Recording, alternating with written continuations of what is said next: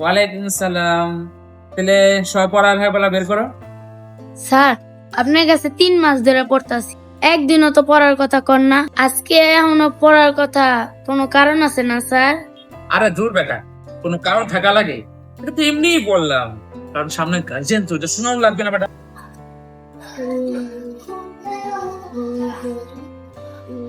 Sir ভালো লাগতেছে না, গল্প শোনান তো একটা।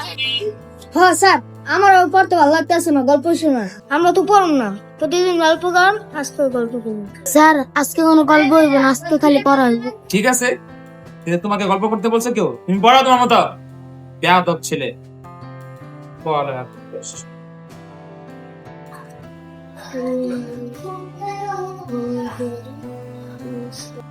স্যার, আপনারা মালয়েশিয়ায় যাওয়ার কথা, ক্লাস ডেটটা কবে?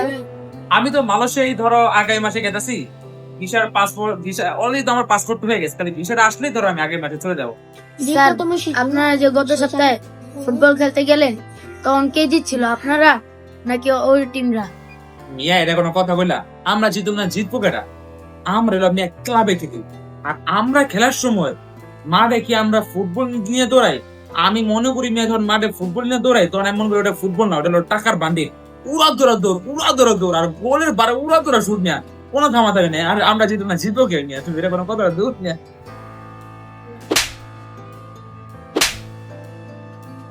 স্যার আপনি 2 ছাত্র মারলো, কিছু করবেন না? এই মিয়া, তোমরা ওকে মারো কেন? ও হচ্ছে তোমাদের মধ্যে সবচেয়ে সিনিয়র, সবচেয়ে মেধাবী স্টুডেন্ট। ওকে তোমরা কেন মারো? তোমরা সাথে দুষ্টামি করবে না, ওকে ওর মধ্যে পড়ে দাও। ও হচ্ছে বিলিয়ন স্টুডেন্ট, ওকে এখানে গল্প করতে আসছে তোমাদের মতো? ও আসলে পড়ো, তুমি পড়ো বাবা, আর তোমরা ওকে মেরো না। হ্যাঁ স্যার, আজকে কিন্তু আমার আব্বু ফোন দিতে পারে। আমি আসার সময় আব্বু পড়ালেখার কথা জিজ্ঞেস করছিল। কিছুক্ষণ পর এই সামি, তোমার বাবা দিয়ে ফোন দিচ্ছে। আহা, আসসালামু আলাইকুম। হ্যাঁ ভাই, এই তো আমার সামনে পড়তেছে। হ্যাঁ, খুব মনোযোগ দিয়ে পড়তেছে।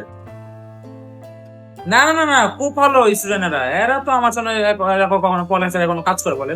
এরা আইসাই দেখি পড়া শুরু করছে, এই যে এখনো পড়তে চলে যাবে। এই করো, এই যে হ্যাঁ এটা না, পিছল পিছল, এই শেষ তো না, পড়ে নেবে আমি নিশ্চয়। হ্যাঁ হ্যাঁ হ্যাঁ ভাই, না না পড়ালেখা করবে, এই যে আপু শিখেছি, এইগুলো তো অন্য কোনো টিচার শিখাবে বুঝছেন না? এত অল্প টাকা এত ভালো শিখা। কি চাবাটা কেমন মারলাম দেখছো নি?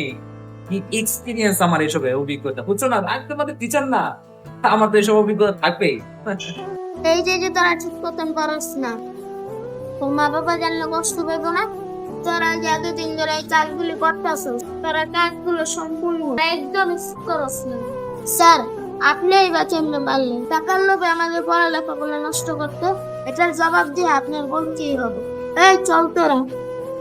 তো দর্শক, আমরা এই ভিডিওতে তুলে ধরার চেষ্টা করেছি যারা কিনা বর্তমানে পড়ালেখার নামে করতেছে ধোকা, চাই ফেরা শিক্ষকদের পক্ষ হোক, তাই সেটা ছাত্রদের পক্ষ থেকে হোক।